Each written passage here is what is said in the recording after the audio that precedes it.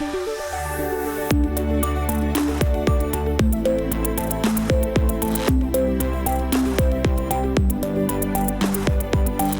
is the Future of Automotive with Steve Greenfield.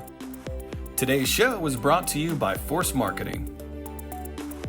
Welcome back to the latest episode of the Future of Automotive on CBT News, where we put recent automotive and mobility news into the context of the broader themes impacting the industry. My name's Steve Greenfield. I'm from Automotive Ventures, and I'm very glad that you could join us this week. Well, we're taking a closer look at the quiet but rapidly accelerating robotaxi race and the decisions that could shape the future of urban transportation. Waymo, a name once synonymous with futuristic promise, is now facing a very present and practical challenge, which is scaling the business. They've built something people genuinely like, a self-driving taxi experience that riders say they prefer over Uber. But to meet growing demand in new cities, Waymo needs more vehicles, a lot more vehicles, and that's where things are getting complicated. Right now, the backbone of the Waymo fleet is the Jaguar I-Pace, a sleek, high-performance electric crossover. It's elegant, quiet, and comfortable for 1 or 2 passengers, but it's also very expensive. The base model alone sells for about $70,000 in the US. And then when you factor in the autonomous hardware, estimates suggest each Waymo I-Pace could cost upwards of $150,000, and some believe even more. Well, that's where the Zeekr RT comes in. Waymo has now partnered with the Chinese automaker Zeekr to introduce what it calls the world's first mass-produced, purpose-built robotaxi.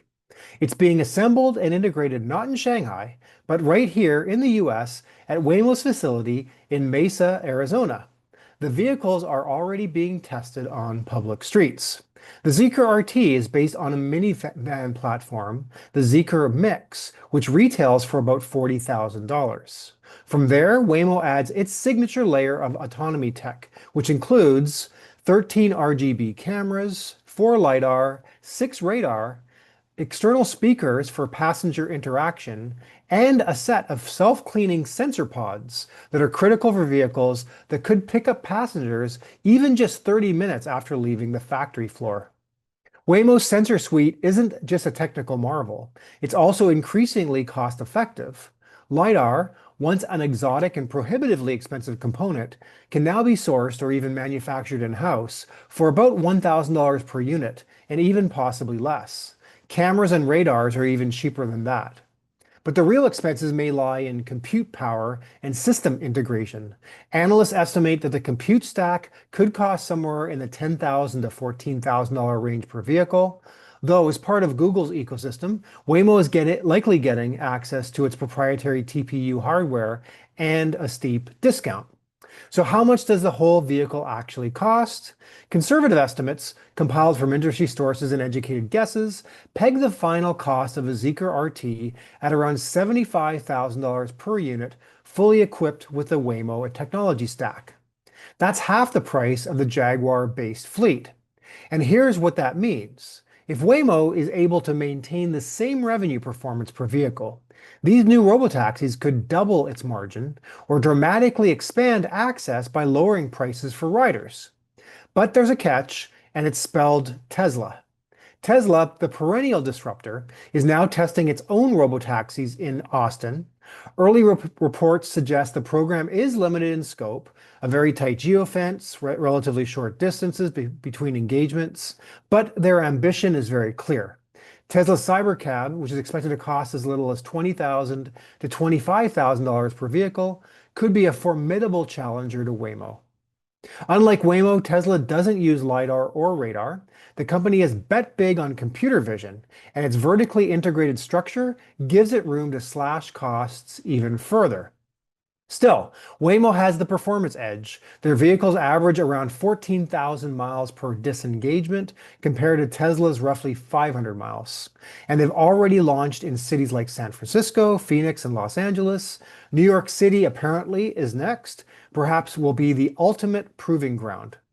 If Waymo's autonomous vehicles can navigate Manhattan's chaos, the pedestrians, the weather, the attitude, then the future is not just coming, but it's arrived. But here's the broader question. What happens when robotaxis become very cheap? If Waymo's $75,000 fleet can earn enough to be profitable, and Tesla undercuts that price by half, the economics of urban transport could be upended. No driver salaries, no tips, just point-to-point service that's safe, clean, and potentially very affordable. The implications go beyond ride-hailing. They touch on jobs, infrastructure, even city planning. Will human-driven Ubers and Lyfts even survive? Will owning a car in a city make any sense at all? For now, we wait, but we may not be waiting very long. So with that, let's transition to our companies to watch. Every week, we highlight an interesting company in the automotive technology space to keep an eye on. If you read my weekly Intel report, we showcase a company to watch, and then take the opportunity here on this segment each week to share that company with you. Today, our new company to watch is called GoEV. Imagine a world where every parking space has EV charging.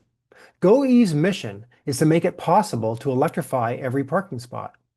GoEV makes rapid DC charging possible for all parking spaces at virtually the same cost as slower AC charging infrastructure. If you'd like to learn more about GoEV, you can check them out at www.goev.com. So that's it for this week's Future of Automotive segment. If you're an auto tech entrepreneur out there working on a solution that helps car dealerships, we want to hear from you. We are actively investing out of our dealer fund. Don't forget to check out my first book, The Future of Automotive Retail, and my new book, The Future of Mobility, both of which are available on Amazon. Thanks as always for your ongoing support and for tuning into CBT News for this week's Future of Automotive segment, and we will see you next week. Today's show was brought to you by Force Marketing. Thanks for watching The Future of Automotive with Steve Greenfield.